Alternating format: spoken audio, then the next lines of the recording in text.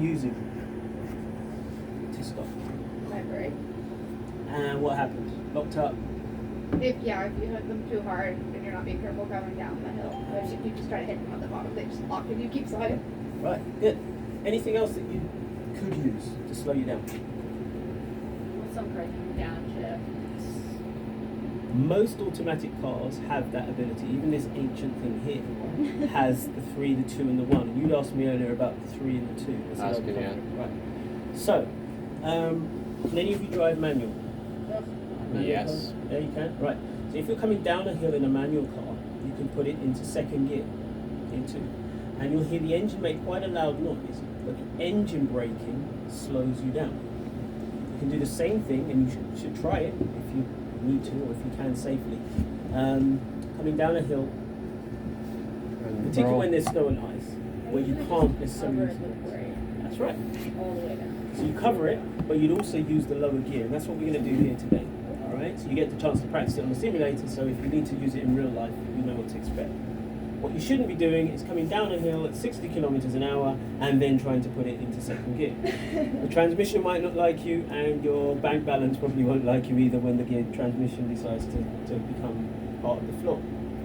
So if you're going to choose a lower gear to come down a hill, try and choose it early as possible at the lowest possible speed, 20 to 30 kilometers at the most.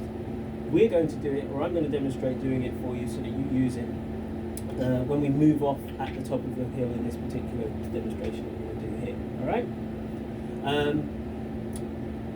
Climbing a hill, as you mentioned, if you put your foot down too hard, you just end up in a spin and you end up turning facing the opposite direction. So we need to maintain a low, steady speed going uphill. I'm going to ask if you all have, I may have asked this yesterday, 2-wheel drive, 4-wheel drive, front-wheel drive, rear-wheel drive, do you all know the differences? No? Okay, just briefly. Front-wheel drive means that the engine drives the wheels at the front of the vehicle. Rear-wheel drive means the engine drives the wheels at the back of the vehicle, so that pushes you along. So front-wheel drive is a pull, which I prefer. Rear-wheel drive is a push. That's the one that's going to do this, like the F-150, the Challenger that you're going to do it in today, or the Charger that we're using on the simulator, is rear-wheel drive. Tomorrow at the end, to finish off with, I'll let you do it in a front-wheel drive car, just so you can see the difference between the two, and maybe decide that you prefer the rally effect, I call it, where the car's skating around, or the one where you've got more control. 4-wheel drive, or all-wheel drive, means the engine drives the front and the back wheels. That's the best for traction. It's what Jeeps would have, yours probably does, and a lot of vehicles for this for where we are will be 4-wheel drive or all-wheel drive. All right, that's the difference. Does that make sense? Mm-hmm. Yeah. Okay, so with that in mind, I'm going to give you a quick demonstration of the course. We will have a section where we go uphill and a steep section that's winding that we come downhill that can be tricky if we're going too fast. Key things, we're going to select the lower gear, and I'll tell you when I'll do that, and it will be 2. Okay? Some cars will have a setting for snow, and it will pretty much, computers will do it all for you, but we work with what we've got, and we're using something that's a bit more basic, and then from there your manufacturer's guide or whatever will tell you what your specific vehicle is, what's best to do in those conditions. If you're going to slow down on a downhill slope, try and do your slowing down with your brake very gently, but in a straight line. You shouldn't be braking going into corners.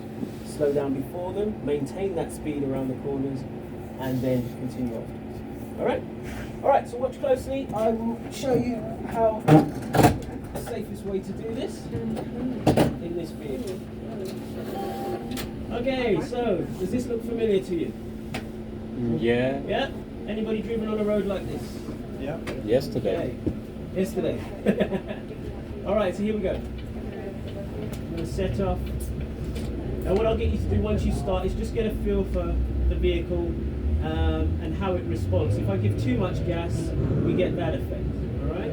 You hear lots of revs and it just wants to go all over the road. If you find that you're losing control, release the gas pedal, look where you want to steer, and steer a small amount in that direction whilst not giving any Next, gas. on your right. This is a traffic circle we're coming up to. We're going to slow down in a straight line and keep our speed as low as possible to turn left. Going too fast, we will find the back wheels of this vehicle will just spin you around and be off the road. Like that. Okay, so any corrections are small, but with both hands in the 9 and 3 position to correct it. Again, I can feel it. It wants to skid, it wants to slide, but I'm catching each and every one with a small correction on the steering wheel. Even that one that looked as though I was heading towards the oncoming car, I've only moved my hands on the wheel very, very small amount. So now I'm going to try and maintain a nice smooth line and speed up this hill, and it will get steeper as we climb the hill. Avoid pressing really hard on the gas, even if you want to go a bit faster. Resist the urge and maintain a low speed. I'm doing about 50 kilometers here, and that's just on the verge of keeping in control of it. Any faster than that, particularly on the bends, and I can feel the back of the car wants to skid, so just lifting on and off the gas where necessary.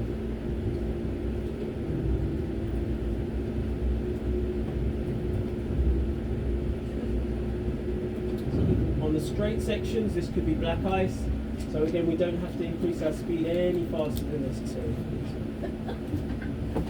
Someone do the lights there? I'm not sure. Who's that?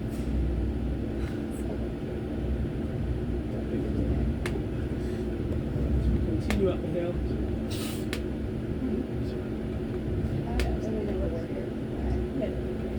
Alright, so as we get to the bottom of the hill, the speed that we're using here, we need to keep that or maintain that to take us up the hill as best we can. It will slow down just because of the gradient of the hill, and you'll see a small animal on the side of the road coming up shortly. Oh, yeah, I see it. It's a deer. Oh, I'm lucky. Yeah, Bambi has been there for the last, well, quite some time. It's Frozen, I think. Frozen stiff, yeah. Frozen. The leather got Thinking about crossing. Again, in this position, at this time, we're not trying to go any faster. We're keeping the speed as low as possible.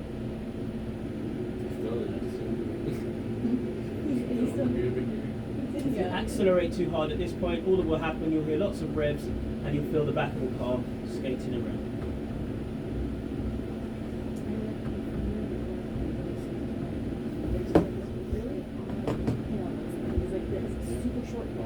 So as we approach the top of the hill, we're getting ready to descend.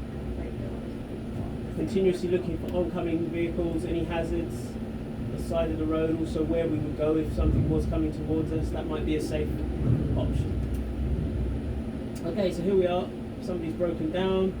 The red car's just about to move off, and we're getting to the top of the hill now. This is the point where I'm going to select gear number 2. So I move it back 1, 2, and into 2. And from here onwards, it's basically just covering my brake, gently using the brake in a straight line and keeping my speed as slow as possible. No gas. I don't give any gas in this section, in this particular vehicle coming down the hill, because I'm not worried about how fast I get down the hill. I just want to get down safely in one piece and in the correct direction. If you notice, my hands are still in the 9 and 3 position, even though I'm steering half a turn or quarter of a turn left or right. I'm not doing any hand over hand steering at this time. I'm looking as far through the bends as possible to see where the road leads, where it's going, and straightening up early, covering the brake all the way, no gas. Slower the better.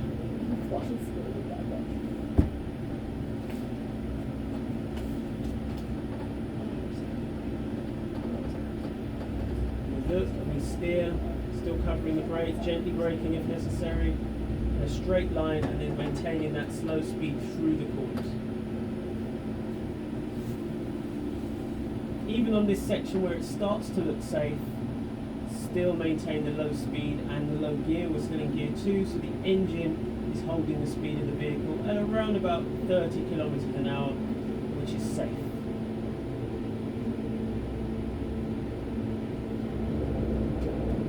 So it's trying to go on me, but I'm not overcorrecting. Small movements of the wheel just to bring it back in line. And once we're on the level ground, we can go back into gear, into drive, and then continue driving as we were before.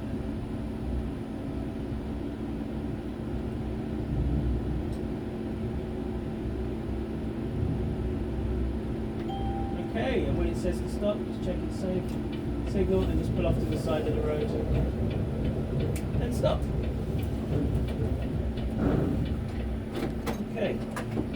Any questions?